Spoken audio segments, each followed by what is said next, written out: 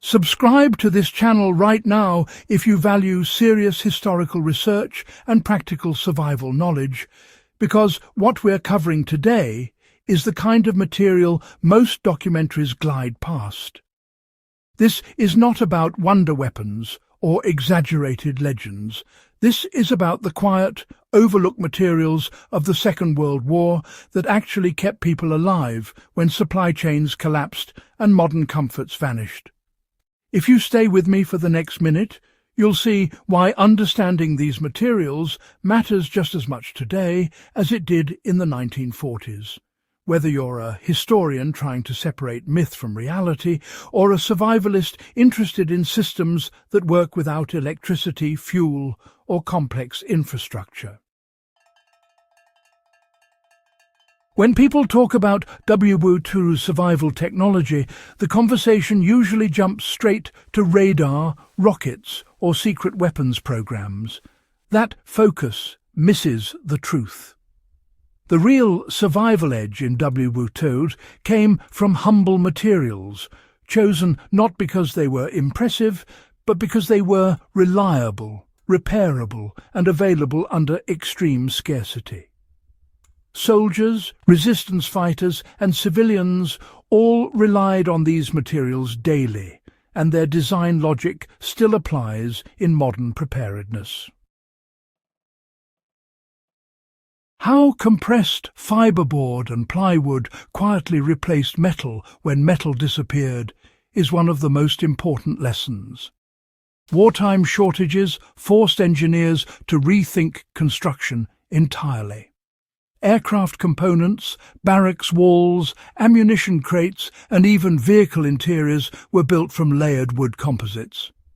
These materials were lightweight, strong enough for the task, and could be produced locally with minimal machinery.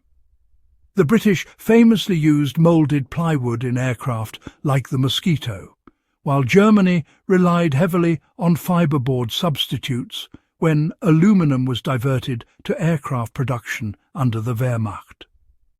The survival lesson here is clear. Wood composites can be fabricated with hand tools, repaired in the field, and sourced almost anywhere.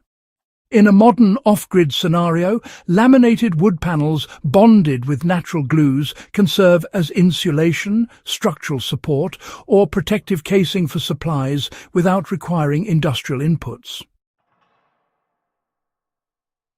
Why waxed canvas and oil-treated cloth mattered more than leather and rubber is another overlooked reality.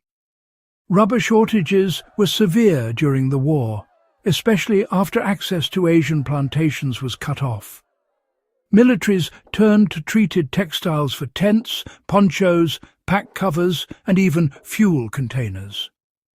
Waxed canvas resisted water, blocked wind, and could be retreated repeatedly.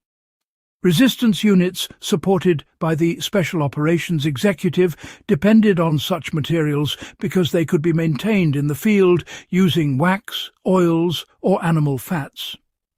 Today, the application is straightforward. A heavy cotton canvas tarp, properly waxed, becomes a long-term shelter component that outlasts synthetic fabrics when exposed to heat, abrasion, or ultraviolet. You don't discard it when it fails, you retreat it and keep going. How bakelite and early plastics quietly reshaped survival equipment without anyone calling it high-tech deserves attention. Bakelite was used in radios, field telephones, weapon grips, and medical tools because it resisted heat, moisture, and electrical conduction. It didn't spark, didn't rot, and didn't rely on scarce metals. We engineers understood that durability under neglect was more important than elegance. For modern preparedness, this reminds us to favour simple polymers and composites over fragile electronics. A hand-crank radio in a tough plastic housing owes its lineage directly to wartime material science that valued function over appearance. Why paper was treated as a strategic material, not a disposable one, is rarely discussed. Paper in WPUs was reinforced, waxed, resin-coated and layered to serve as maps, food packaging, medical wraps and even temporary containers. Escape maps printed on silk or treated paper were issued to downed pilots because they folded silently and resisted water, a practice coordinated through organizations like the International Committee of the Red Cross in humanitarian contexts. The modern parallel is learning how to waterproof documentation, manuals and maps using simple coatings so vital information survives moisture, fire exposure and repeated handling. How metal was conserved by design rather than innovation is another hard lesson from the war. Instead of improving metallurgy, engineers simply used less metal. Multi-use tools, thinner gauges, modular parts and shared components reduced reliance on scarce resources. Helmets doubled as cooking vessels. Entrenching tools became hammers and levers. This mindset matters today because survival is not about owning more gear, but about selecting materials and designs that perform multiple roles without specialized maintenance. How insulation and heat retention relied on trapped air rather than fuel reveals a survival principle we still underestimate.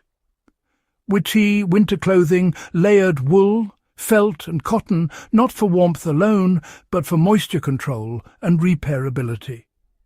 Wool retained heat even when wet and could be dried near a fire without melting.